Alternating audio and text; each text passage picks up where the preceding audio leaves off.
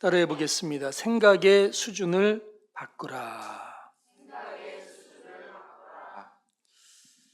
믿음은 우리가 하나님이 어떻게 얼마나 내 삶을 도와주시냐의 핵심 주제가 있지 않고 우리가 어떻게 그 하나님을 믿고 의지하고 있느냐가 중요합니다. 믿음으로 산다는 것은 삶의 의식과 선택의 방향을 달리하겠다는 것입니다. 신앙의 삶이라는 것이 대체적으로 세상의 흐름과 구조에 맞춰지면 그것은 적당주의에 머무를 수밖에 없습니다. 내 삶에 허락하시는 하나님의 은혜를 내가 어떤 관점으로 이해하고 있느냐에 따라서 삶이라는 평가와 판단은 충분히 달라질 수 있기 때문입니다. 출애굽의 역사의 핵심 기준이 무엇인가 생각해 보면 하나님이 구원을 시작하셨다라는 것입니다. 하나님이 시작하시니까 종살이에 머물러 있는 이스라엘 민족을 일으켜 세우셔서 역사를 바꾸는 자리로 그들을 이끌어 가시는 것입니다. 그들이 어느 날 의식을 세우고 목표를 정하고 목적을 새롭게 하며 삶의 동력을 집중했기 때문에 출애굽한 것이 아니었다는 것입니다. 하나님이 그 구원의 역사를 실행하시기 위해 움직이시니까 그들은 아무런 가능성도 기대하지 못했던 환경에서 그들이 일어설 수 있었던 것입니다. 출애굽의 동력은 사람에게 있는 것이 아니라 하나님의 은혜에 있다는 것을 설명하고 싶은 것입니다. 그래서 우리가 어떻게 그분을 믿고 의지하고 신뢰하느냐에 따라서 인생은 달라지는 것입니다. 사실 성경은 무엇보다 이 출애굽기 14장의 극적인 상황들을 설명할 때 이스라엘 백성들의 분노를 거론합니다. 그들은 매장지를 거론하며 분노하고 있습니다. 하나님의 구원의 역사에 대해 감격하던 그들의 삶의 본능은 어디 갔는지, 그 반응들은 어떻게 자취를 감추었는지 그들의 삶은 지금 분노밖에 남아있지 않았다는 것입니다. 그런데 놀랍게도 오늘 본문을 우리가 주목할 때 그 분노보다 더 큰 문제를 하나님은 모세에게서 찾고 있었다는 것입니다. 15절의 말씀을 보면 여호와께서 모세에게 이르시되 너는 어찌하여 내게 부르짖느냐 이스라엘 자손에게 명령하여 앞으로 나아가게 하고라고 말하고 있습니다. 무슨 뜻입니까? 문제를 바라보는 관점과 삶을 해석하고 판단하는 기준이 모세의 문제로부터 시작되고 있었음을 암시하고 있습니다. 너는 왜 지금 환경을 바라보고 상황을 바라보며 그것을 해석하고 판단하는 기준이 불신앙에 머무르고 있느냐라고 하나님께서 질문하고 있는 것입니다. 우리가 세상을 살다 보면 차원이 다른 삶을 살아가면서도 의식이 세속의 흐름에 머무를 때가 있어요. 여러분, 자부심이라는 것이 어떤 것입니까? 자신감이라는 것이 어떤 것입니까? 자존감이라는 것이 어떤 것입니까? 우리가 집중하고 주목해야 할 것은 하나님이 계신 것입니다. 하나님이 어떻게 싸워주실 것인지, 어떤 승리를 이루어 주실 것인지를 바라보는 믿음, 그것이 자부심이고 자신감이며 자존감인 것입니다. 우리가 힘을 결집시키고 우리가 가지고 있는 삶의 모든 것들을 끌어모아서 거기에 열정을 쏟아내고 그 삶의 모든 것들을 집약시켰더니 결과물이 좋았다? 은혜 아닙니다. 주님과 상관없는 일일 수도 있어요. 은혜의 핵심은 우리의 최선이 핵심이 아니라 주님이 우리의 최선 앞에 먼저 일하시고 앞서 행하시며 친히 싸워주시는 그 은혜가 중심이 될 때 그게 은혜인 것입니다. 출애굽은 그렇게 만들어진 것입니다. 이스라엘 백성들의 의식과 전혀 차원이 다른 것입니다. 그들의 해석과 차원이 다른 것입니다. 그들의 판단과도 차원이 다른 것입니다. 아니, 너희들은 6개월 동안 이렇게 내가 10가지 재앙을 통해서 출애굽하게 만들었으면 이 정도면 나를 이 정도 믿어줘야 되는 것이 아니냐라고 반문하시지도 않고 모세에게 말합니다. 너는 어찌하여 내게 부르짖느냐? 이미 내가 너에게 확신도 약속도 목표도 목적도 긍정의 의식도 주지 않았느냐? 그게 지팡이에 담겨 있지 않았느냐?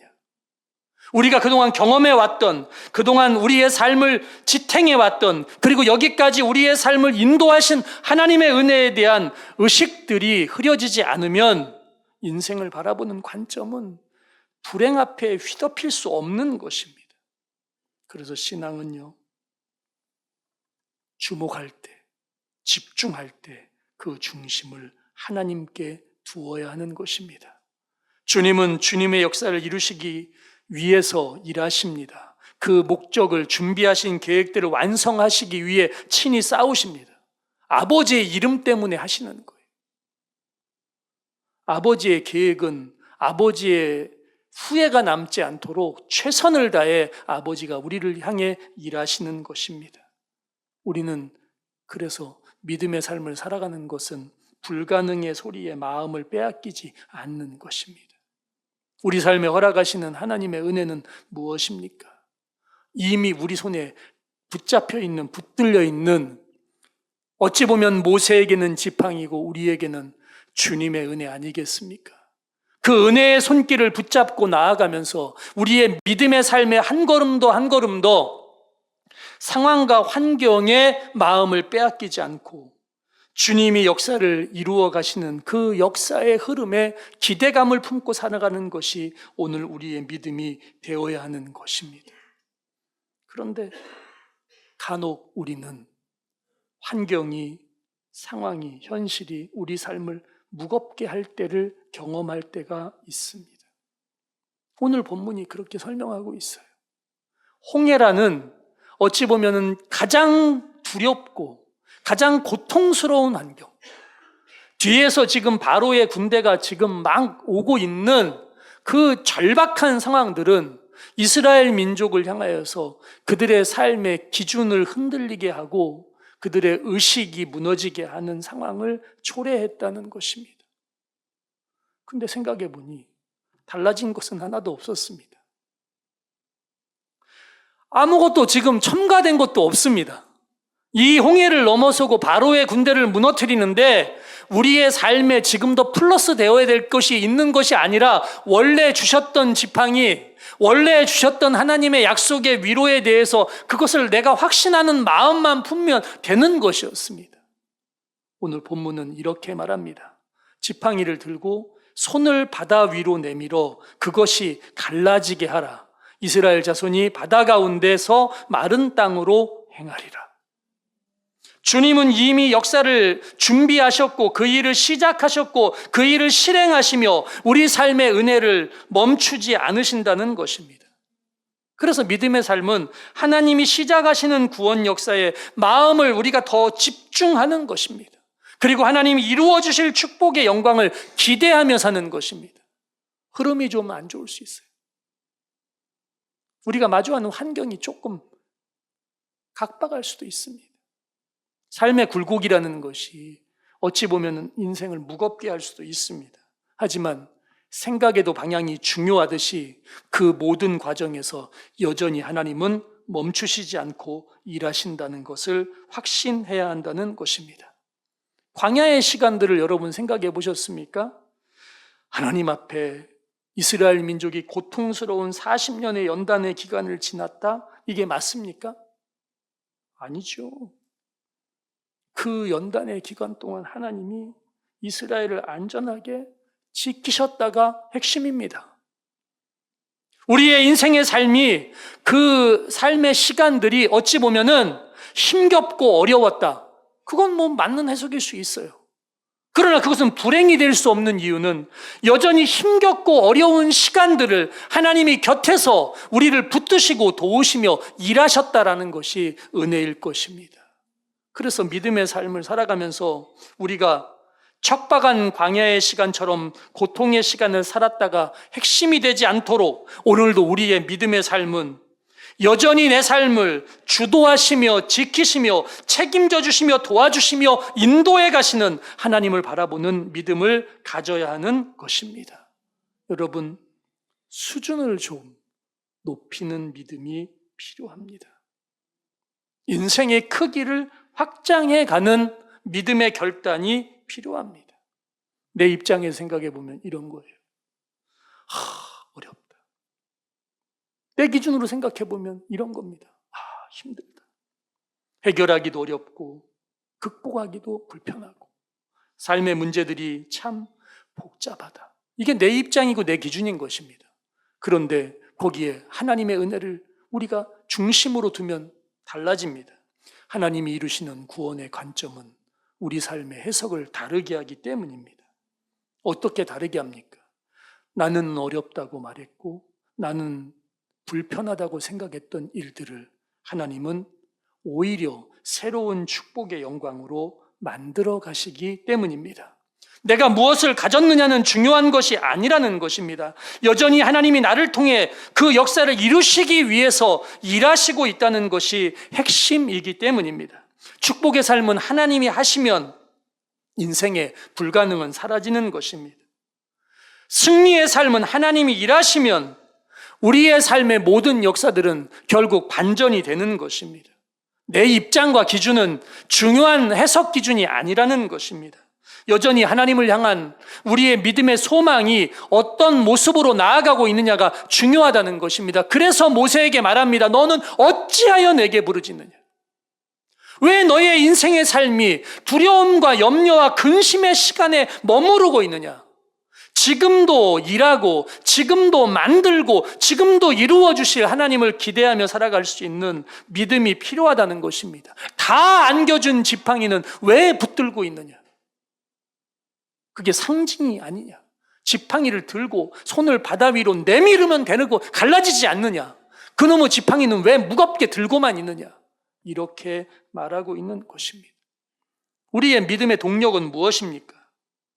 여전히 우리의 기도에 응답하시며 우리의 소망의 역사를 축복으로 만드시고 우리의 삶을 통해 영광을 이루어 주실 하나님이 믿음의 동력 아닙니까? 그 하나님을 우리가 어떻게 쓰고 있는지 주일마다 한 번씩 꺼내가지고 한 번씩 내놓고 있다가 다시 털털 털고 있는 먼지 집어넣는 그런 성경책으로 바뀌고 있는지 생각해 보셔야 합니다. 하나님은 하나님의 방법을 통해 항상 하나님의 일들을 이루어 가십니다. 거기에 우리의 믿음을 찾으실 뿐입니다. 홍해를 가르시는 것도 하나님이시고 바로의 군대를 수장시키시는 것도 하나님이십니다. 그러나 그 역사의 중심에 하나님은 우리의 믿음을 항상 기대하십니다. 그래서 우리의 신앙의 수준을 어떻게 만들어갈 것이냐가 중요하다는 것입니다. 하나님은 오늘도 우리 삶을 통해서 이런 역사들을 이루어 가실 것입니다. 저는 여러분들에게 한 가지 저의 삶의 고민을 좀 이렇게 털어놓고 싶습니다. 문제를 우리가 어떻게 마주하고 그 문제를 어떻게 해석해내고 평가하느냐에 따라서 그게 어찌 보면은 수월할 수도 있고 어려울 수도 있을 것입니다. 저는 하나님의 일하심을 늘 신뢰하고 살아갑니다. 그래서 어떤 일에 굉장히 조바심 내거나 조급해하지 않습니다. 여러분들은 어떻게 생각할지 모르지만 교회를 건축할 때 굉장히 어렵고 힘들었습니다. 매우 어려웠습니다. 그럴 때 저의 기도는 교회를 건축하는 일들이 저의 삶의 목표가 아니었습니다. 어떤 상황이 주어지든 어떤 환경이 주어지든지 그 일 가운데 제가 하나님을 신뢰하는 마음을 저버리지 않는 것이 더 중요한 화두였습니다. 그래서 저는 그냥 묵묵히 그 시간을 기대하고 기다리며 인내했을 뿐입니다. 근데 그것이 우리의 시간표나 우리의 계획표대로 되는 것은 아니더라고요. 그래서 어려운 거죠. 그리고 또 제 의지와는 상관없이 일이 진행될 때가 많습니다. 저의 의지와는 아무 상관이 없습니다. 모세가 여러분 극적인 반전을 위해서 홍해를 기대했겠습니까? 하나님, 이왕이면 10가지 재앙으로도 이 정도 갖고 안 되니까 더 극적인 어떤 대반전을 이루기 위해 하나님 홍해를 확 갈라주시고 거기에 바로의 건을 수장시키시고 하나님께서 멋진 역사를 펼쳐달라고 모세가 그렇게 했겠습니까? 모세의 기대치도 아니었을 것입니다. 모세의 예상에도 맞지도 않았을 것입니다. 그의 삶에 어찌 보면 의식 속에도 그 홍해는 아예 상관도 없는 일이었을 것입니다. 그런데 하나님이 그 일을 진행하셨습니다. 그리고 모세에게 그냥 믿음을 찾으셨을 뿐입니다. 저도 그렇습니다. 제 의지와 상관없이 인생이라는 것이 언제든지 그렇게 그냥 삶의 굴곡으로 이렇게 막 갈 때가 있어요. 안 가고 싶지. 가고 싶겠습니까? 저의 본능도 그렇습니다. 뭐 불신앙의 본능이 아니라 본능이 좀 편하고 싶고 좀 수월하고 싶고 좀 더 쉽게 가고 싶고 안전하고 싶고 또 이런 게 있어요, 저도. 그런데 피할 수 없으면 또 어쩔 수 없이 그 앞에 맨 앞에 서서 가는 것일 뿐입니다. 그래서 여러분들에게 이 고민을 말씀드려 보는 거예요. 제가 저번 주에 이렇게 어떤 얘기를 하니까 대부분이 이렇게 생각하더라고요. 제가 직설화법을 안 써서 항상 목사님의 말씀은 어렵습니다. 이렇게 되더라고요. 그럼 제가 여러분들한테 직설화법을 쓰는 게 좋은 건 같으면은 제가 뭐 쓰겠지. 그런데 안 쓰는 게 좋을 것 같으니까 안 쓰는 거였죠. 요번에 저번 주보다는 조금 더 직설화법으로 이렇게 얘기를 하는 거예요. 우리 성전이 건축되기 위해서 여러분들의 때로는 노동력이 필요합니다. 이게 직설화법이잖아요. 그러니 시간을 내서 와서 봉사하십시오. 꼭 굳이 제가 전화해서 시간 있냐 이렇게 물어보기 전에 목사님 제가 언제쯤 제가 가서 일하면 될까요? 라고 여러분이 물으시면 제가 아멘할 수 있습니다. 경제적인 어려움이 있을 수 있으니 목사님 제가 하나님께 헌금은 어떻게 했으면 좋을까요? 이렇게 물으시면 내가 더 구체적으로 설명해 줄 수도 있습니다. 그런데 여러분 기억하십시오.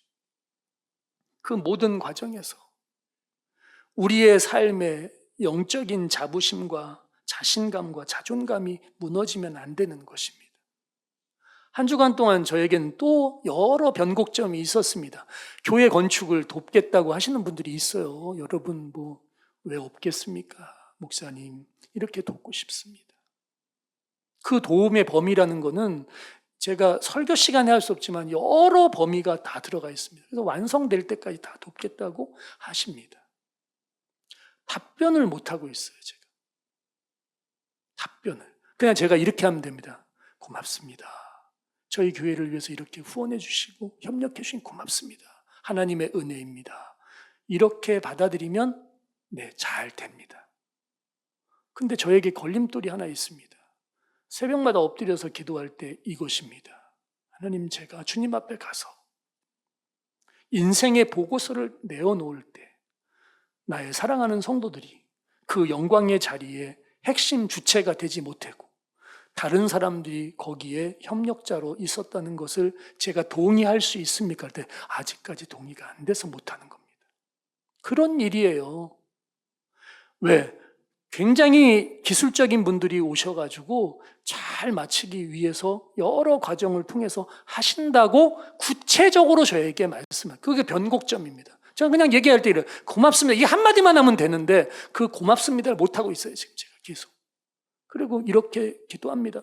저의 기도입니다. 하나님 조금 서투르면 어떻습니까? 조금 부족하면 어떻습니까?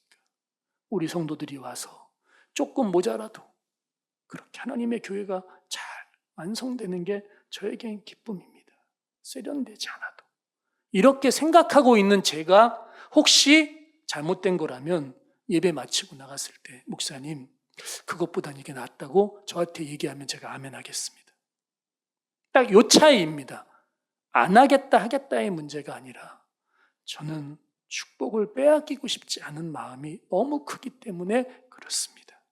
그래서 이런 마음을 갖고 있다 보니 삶이라는 게 어렵고 한 주간을 보내며 참 무겁게 보냈습니다. 어떤 분들은 이렇게 말해요. 하나님이 날 도와주신다. 이렇게 말이야. 이렇게 많은 도움을 이렇게 말할 수도 있는데, 저도 여러분 그게 은혜의 순리라면 그냥 받아들일 것 같아요.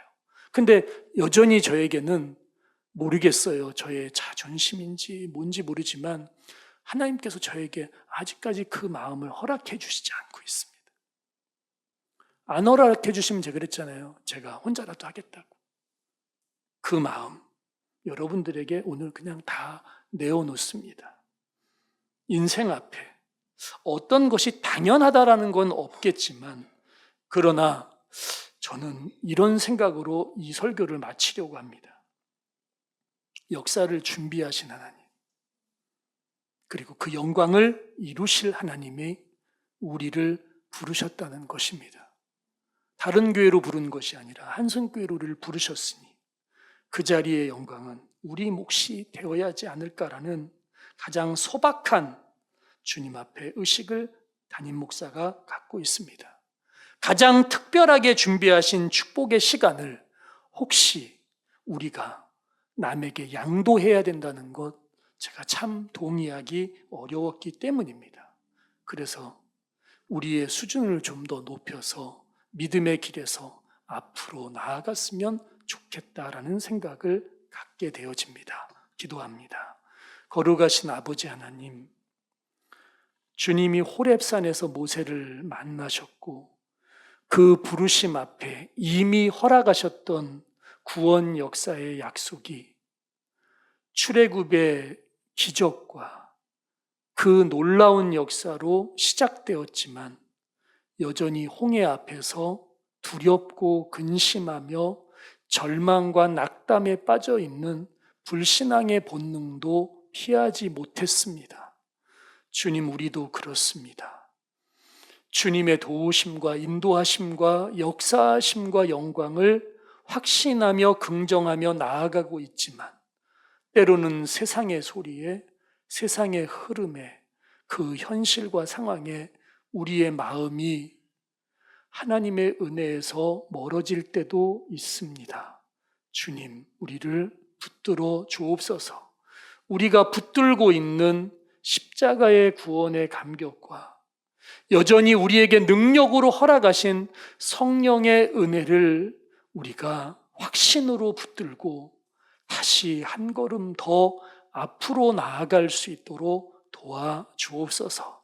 주의 은혜를 더해 주시길 소원하옵고 거룩하신 예수님의 이름으로 기도드립니다. 아멘.